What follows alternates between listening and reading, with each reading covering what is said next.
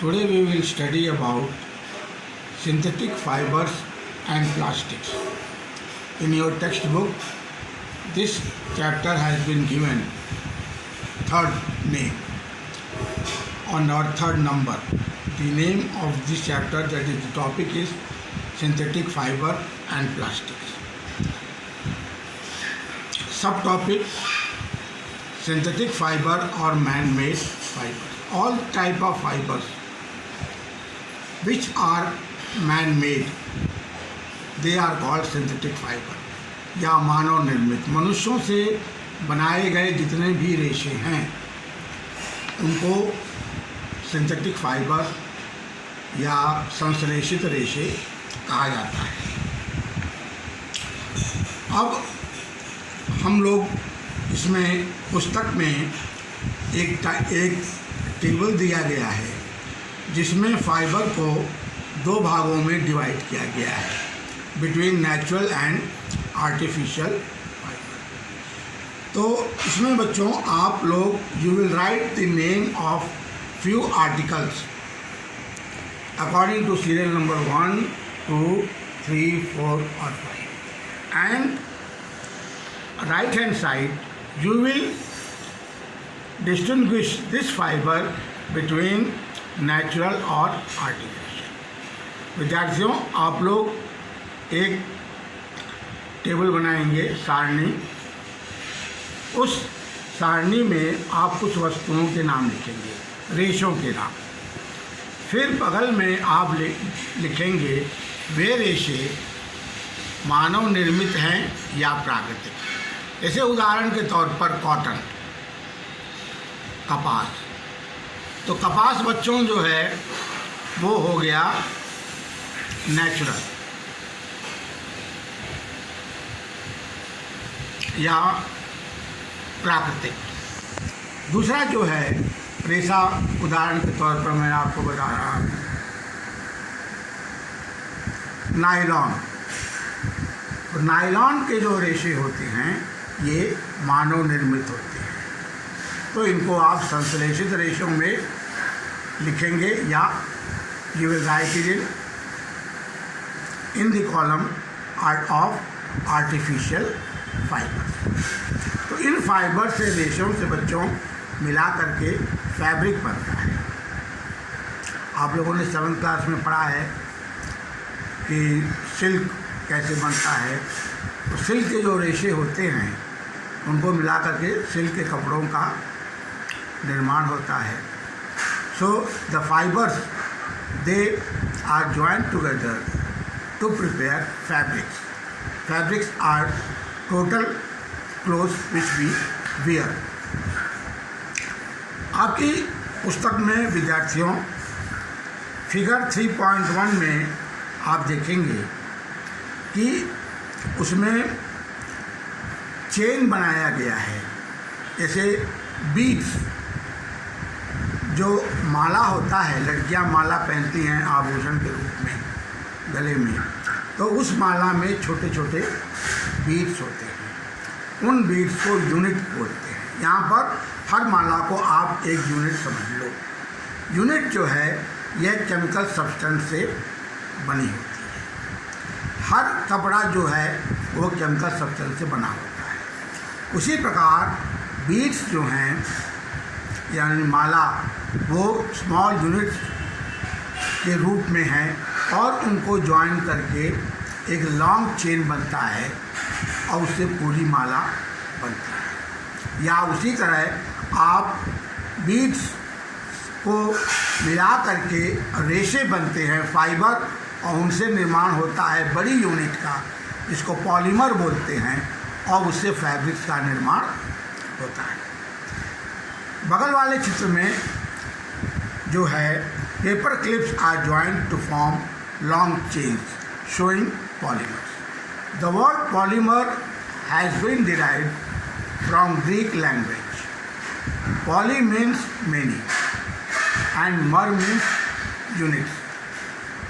Many units together they form polymer. तो polymer जो है ये केमिकल सब्सटेंसेस को बनाने में इस्तेमाल होता है और उन केमिकल सब्सटेंसेस से फाइबर्स और फैब्रिक्स का निर्माण। अब बच्चों, विद्यार्थियों, हम लोग सिंथेटिक फाइबर्स कितने प्रकार के होते हैं इसके संबंध में पढ़ेंगे। ये दूसरा जो है आपका सब टॉपिक है। तो सिंथेटिक फाइबर्स में पहला आपकी पुस्तक में दिया गया है रेयॉन और artificial silk. In the class 7 you have studied about silk. Silk, first of all, was according to your textbook, it was discovered in China, and later on it was also made in China, and in the end of the 19th century, particularly Chinese and other residents of other countries, they were also successful in preparing rayon which had the properties of artificial silk. चूँकि rayon में silk के गुण होते हैं, जो silk, इसलिए rayon को artificial silk या मानव निर्मित सिल्क भी कहा जाता है। अब रेयॉन को बनाने के लिए विद्यार्थियों वुड पल्प आप ले लीजिए, लकड़ी के बुरादे, और उसमें कुछ केमिकल्स मिलाइए, तो उससे जो प्राप्त होगा उसको रेयॉन कहेंगे या आर्टिफिशियल सिल्क।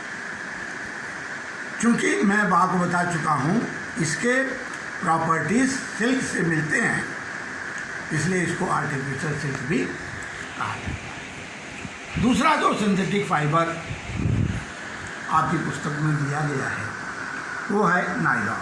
नायलॉन के बारे में विद्यार्थियों आपको काफ़ी जानकारी है। नायलॉन के कपड़े, आपके मोजे, रोप्स, पैराशूट्स, बेडशीट्स और चेन, जैसे कार में बैठते हैं तो बेल्ट लगाई जाती है, ये सब नायलॉन के बने होते हैं। नायलॉन जो है ये सबसे पहले it was prepared in 1931 by using coal, water and air. 3 चीज़, कोयला, जल और वायु, इसको मिला करके जो है नायलॉन का आविष्कार हुआ।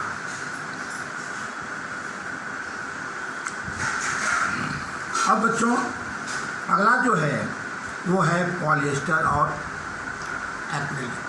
पॉली, जैसे मैंने आपको बताया, पॉली मतलब मेनी, और एस्टर भी केमिकल्स। एक्चुअली एस्टर विद्यार्थियों, फलों में जो सुगंध प्राप्त होती है जिस रसायन से, उसको एस्टर बोलते हैं। Those chemicals which give good smell to the fruits, they are called esters. तो इसी प्रकार पॉलीएस्टर्स, पॉली मतलब मेनी केमिकल से जो कपड़े बनाए जाते हैं उनको पॉलीएस्टर कहते हैं। जैसे आपका जो है पॉलीकॉट, टेरिकॉट, इसमें विद्यार्थियों जो है करीब 2 प्रकार के फाइबर्स का इस्तेमाल किया जाता है। जैसे मान लीजिए टेरिकॉट, तो टेरिलीन और कॉटन। पॉलीकॉट, पॉलिएस्टर और कॉटन, 2 प्रकार के फाइबर्स हैं, उनको मिला करके नया फैब्रिक बना। जैसे अभी मैंने आपको बताया पॉलीकॉट एंड टेरिकॉट। अगला है बच्चों, विद्यार्थियों, acrylic. All types of sweaters, blankets, they are also made up of chemical fibers which are called acrylic। विद्यार्थियों, जो स्वेटर्स हम पहनते हैं, स्वेटर, चाहे वो स्वेटर हाथ का बना हुआ हो या मशीन का बना हुआ हो, और कंबल हम ओढ़ते हैं, और चीज़ें वूल बनती है, तो ये भी जो है केमिकल से बना हुआ होता है। ये केमिकल्स मानव निर्मित होते हैं और उन केमिकल से जो फाइबर्स बनते हैं उससे एक्रिलिक बनाया जाता है। जब अभी यहाँ शॉल हो गया, ये सब एक्रिलिक में आता है। अब विद्यार्थियों, पेट्रोकेमिकल्स के बारे में आपकी पुस्तक में दिया गया है। पेट्रो हो गया विद्यार्थियों पेट्रोलियम। पेट्रोलियम के बारे में आप लोगों को जानकारी है। जैसे बाज़ार में पेट्रोल और डीजल प्राप्त होता है वाहन को चलाने के लिए, वो उनके लिए ईंधन का कार्य करता है। तो इसी प्रकार ये सब जो हैं पेट्रोलियम से प्राप्त होते हैं। पेट्रोलियम से इनके अलावा अन्य भी कई चीज़ें रॉ मटेरियल्स प्राप्त होती हैं। जैसे आपका पैराफिन वैक्स हो गया, पेट्रोल, डीजल और इसके अलावा कई चीज़ें आती हैं।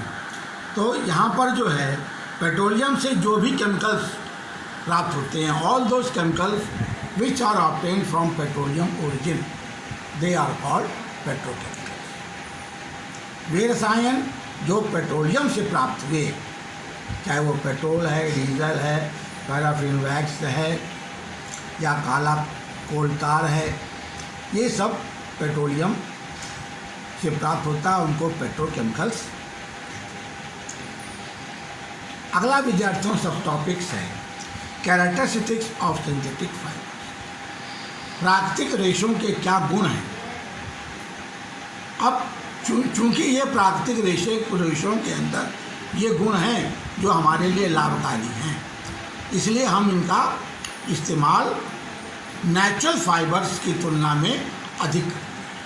Due to the characteristics which are present in the synthetic fibres, we use them, we purchase them in comparison to natural fibers. So those characteristics are, जैसे सिंथेटिक फाइबर है, दे आर मोर ड्यूरेबल, लंबे समय तक काम आते हैं। They are cheaper, आसानी से मिल जाते हैं। दे डोंट रिंकल, उनमें गांठ नहीं पड़ती है। दे ड्राई अप ईजली, आसानी से सूख जाते हैं। ईजली अवेलेबल, आसानी से हर जगह मिल जाते हैं। तो ये सब कुछ कैरेक्टरिस्टिक्स हैं सिंथेटिक फाइबर्स के, जो जिनके कारण हम सिंथेटिक फाइबर का उपयोग ज़्यादा करते हैं। इसके अलावा बच्चों, जो इसी पाठ का जो दूसरा भाग है वो है प्लास्टिक्स। प्लास्टिक के संबंध में आप लोग अच्छी तरह जानते हैं। एट प्रेजेंट अगर हम मान लें तो प्लास्टिक युग ही एक तरह से चल रहा है, एक तरह से प्लास्टिक एज हो, क्योंकि हर चीज़ जो है प्लास्टिक्स की ही बनाई जा रही है। प्लास्टिक्स भी विद्यार्थियों पॉलीमर्स के बनते हैं, स्मॉल यूनिट्स। उन पॉलीमर्स आपकी पुस्तक में फिगर 3.6 में देखिए, उन पॉलीमर्स का जो अरेंजमेंट होता है उसमें आप देखेंगे एक तो सीधे होता है, एक यूनिट दूसरे यूनिट से जुड़ी हुई है सीधी रेखा में, तो उसको बोलते हैं लीनियर अरेंजमेंट। और दूसरा ब्रांचेस है, ऊपर एक है नीचे फिर है, तो ये हो गया क्रॉस लिंक्ड अरेंजमेंट। तो इस प्रकार दो प्रकार के प्लास्टिक्स आपको मिलते हैं depending upon the arrangement of the polymers. इसमें विद्यार्थियों प्लास्टिक्स दो प्रकार के आपके विज्ञान में दिया गया है, थर्मोप्लास्टिक और thermosetting plastic. Way plastic, those plastics which mold easily due to heat or electricity. You can change the shape.